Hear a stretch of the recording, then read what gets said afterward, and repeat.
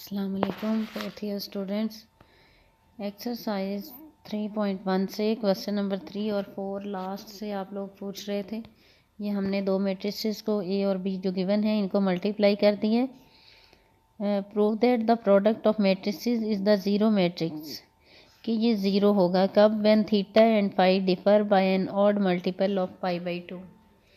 तो स्टूडेंट्स जब हमने इनको मल्टीप्लाई किया है, मल्टीप्लाई होने के बाद हमारे पास cos theta minus phi common आ गया है। कॉमन आने के बाद हमारे पास बचा है अंदर cos theta cos phi, cos theta sine phi. ये फर्स्ट रो है। सेकंड रो में है sine theta cos phi and sine theta sine phi. ये cos theta minus phi common है इस सारे में से। अब हमें ये कहा गया prove that the product of the matrices is zero.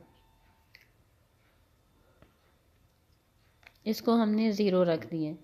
ये ज़ीरो कब होगी, जब ये जो बाहर एक फैक्टर निकाला है cos थीटा माइनस फाई, ये ज़ीरो होगा। अब cos थीटा माइनस फाई कब ज़ीरो होता है, π/2 के ऑड मल्टीपल्स के लिए।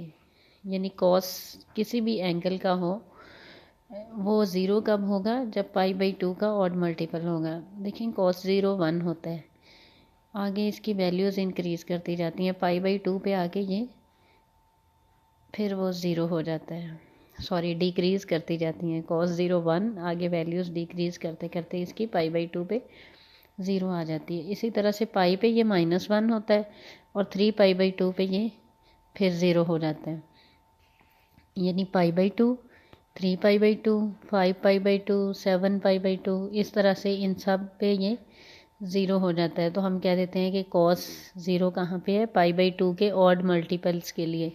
और ऑड मल्टीपल्स हम किस तरह लिख सकते हैं, यहाँ इन्होंने theta minus phi equal to के लिखा है, के इज़ एन ऑड नंबर। अब यहाँ पे हम ये भी लिख सकते हैं के को 2n+1, क्योंकि 2n जब हम कहते हैं n कोई भी इंटीजर है, 2n हमारे पास इवन नंबर है। इवन नंबर में जब आप 1 ऐड करेंगे वो ऑड नंबर हो जाएगा। 2n+1 π/2 भी लिख सकते हैं और इस तरह भी लिख सकते हैं के π/2 वेयर के इज़ ऑड। जी नेक्स्ट क्वेश्चन जब आपने किया बच्चों, इसको भी मल्टीप्लाई किया, यहाँ से ये कॉमन आ रहा है, ये देखें λ1 μ1 प्लस λ2 μ2 प्लस λ3 μ3। अब ये λ1 λ2 λ3 ये डायरेक्शन कोसाइंस हैं एक लाइन की, और μ1 μ2 μ3 हैं ये डायरेक्शन कोसाइंस दूसरी लाइंस की।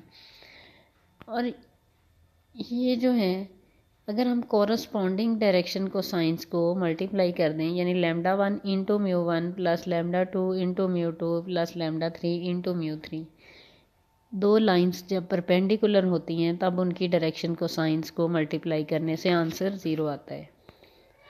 तो इसमें भी यहाँ कॉमन नहीं लिया हुआ, आपने पहले की तरह ही कॉमन ले लेना है और इसको ज़ीरो रख देना है। ये मैट्रिक्स तब ज़ीरो होगा जब λ1 μ1 plus λ2 μ2 plus λ3 μ3 equal to zero होगा। ये ज़ीरो कब होगा, this is zero only when both lines are perpendicular to each other. बस एंड में ये सेंटेंस लिखना होगा। और बच्चों नेक्स्ट आपने क्वेश्चंस का पूछा है, ये जो है कि एक मैट्रिक्स ए है, पीरियोडिक कब होगा, when a raise to the power k +1 equal to a। यानी अगर आपके पास a क्यूब a के बराबर आएगा, आप कहेंगे ये पीरियोडिक है और इसका पीरियड 2 है। ऐसे ही suppose a raise to the power 4, आप a मैट्रिक्स एक दिया हुआ है, आप उसको a से मल्टीप्लाई करते हैं, a² आ जाता है, उसको फिर a से मल्टीप्लाई करते हैं, a³ आ जाता है, फिर a से मल्टीप्लाई करते हैं, a4 आ जाता है। और a4 सपोज़ वो a के बराबर ही आता है जो पहले से दिया हुआ है मैट्रिक्स उसके इक्वल, तो हम कहते हैं कि ये पीरियोडिक है और इसका पीरियड 3 है। ये याद रखें कि a raise to the power k +1 equal to a, इसमें k पीरियड होगा। आइडेम्पोटेंट क्या होता है, आइडेम्पोटेंट कोई एलिमेंट भी हो सकता है। ये मैट्रिक्स आइडेम्पोटेंट की बात हो रही है इसमें कि अगर किसी भी मैट्रिक्स का स्क्वायर उसके बराबर ही आ जाए, हम कहते हैं ये आइडेम्पोटेंट है। और नीलपोटेंट क्या होता है कि ए को आप ए से मल्टीप्लाई, ये नील से ये लगा लें कि ये ज़ीरो के इक्वल आएगा, नल मैट्रिक्स की तरफ जाएगा। कि ए को ए से मल्टीप्लाई किया, फिर ए से, इस तरह मल्टीप्लाई करते जाएं, जौन सी पार इसकी ज़ीरो की इक्वल आ जाए आप कहेंगे this is a nilpotent matrix of nilpotency index. अगर ए स्क्वायर ज़ीरो आ रहा है तो आप कहेंगे इसका नील पोटेंसी इंडेक्स 2 है। और अगर इसका A raise to the power 5 zero आ रहा है आप कहेंगे इसका नील पोटेंसी इंडेक्स 5 है। इनवोल्यूटरी मैट्रिक्स क्या होता है कि अगर ए स्क्वायर आइडेंटिटी मैट्रिक्स के, देखें यहाँ पे ये याद रखना कि अगर ए स्क्वायर ए के बराबर ही आ रहा है तब आइडेम्पोटेंट है, अगर आई के बराबर आ रहा है तब इनवोल्यूटरी मैट्रिक्स है। बाकी ये आपने पहले भी डेफिनेशंस पढ़ी हुई हैं। सिमेट्रिक मैट्रिक्स कब होता है? Skew symmetric, Hermitian, skew Hermitian. जी इसके बाद स्टूडेंट्स कुछ इसमें बहुत इम्पोर्टेंट क्वेश्चंस हैं। क्वेश्चन नंबर 11 देख लें, ये 10 दिया हुआ है। हाँ जी, क्वेश्चन नंबर 10 है, ये इम्पोर्टेंट है यहाँ से questions. Show that every square matrix A with entries from R can be written as a symmetric matrix. ये बुक से देखें ज़रा इसकी। B equal to 1/2 A plus A transpose and a skew symmetric matrix D equal to A minus A transpose over 2। ये आपने बताना है कि एक स्क्वायर मैट्रिक्स है, उसकी एंट्रीज रियल नंबर्स के सेट में से हैं, तो उसको इस तरह से दो मैट्रिक्स के सम के तौर पे लिखा जा सकता है, ये B और D की फॉर्म में। तो ये क्या है, B जो है ये सिमेट्रिक मैट्रिक्स है और A स्क्यू सिमेट्रिक मैट्रिक्स है। हमने क्या किया, ए को 2 से मल्टीप्लाई भी कर दिया, डिवाइड भी कर दिया। ये स्टेप पहला आपकी बुक में शायद नहीं किया हुआ, ना भी करें आप A प्लस A ओवर 2 लिख सकते हैं। इसके बाद आपने इसमें A ट्रांसपोज ऐड कर दिया और सब्ट्रैक्ट कर दिया। अब A प्लस A ट्रांसपोज इकट्ठा लिख लिया ओवर 2 और A minus A transpose over 2 इकट्ठा लिख लिए।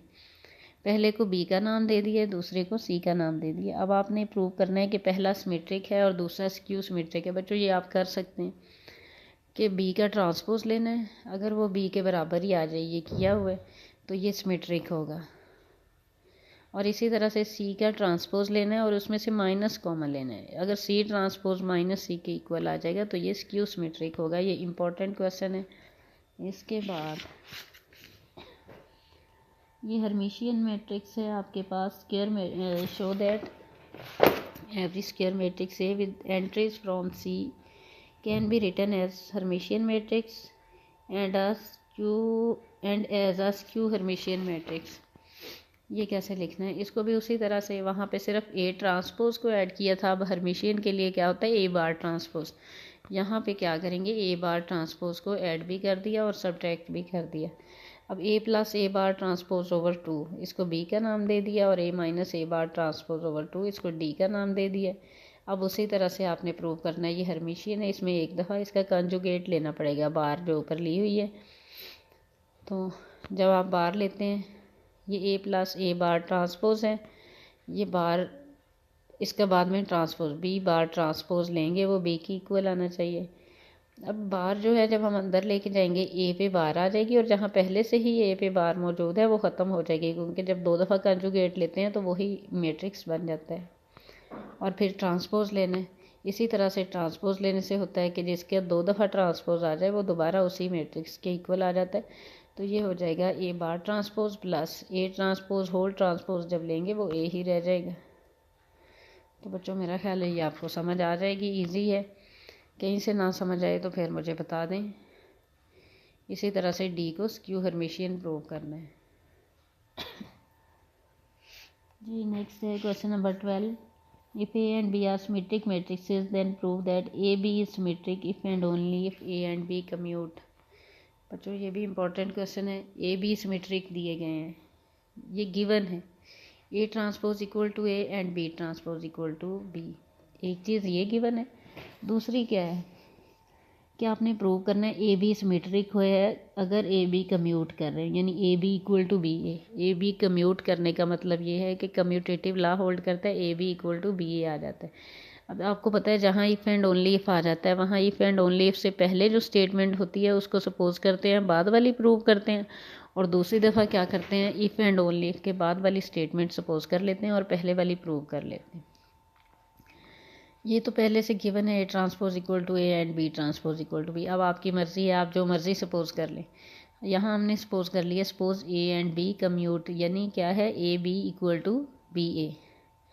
अब आपने प्रूव क्या करना है कि A B symmetric. A B symmetric prove करने के लिए हमें प्रूव करना होगा A B transpose equal to A B.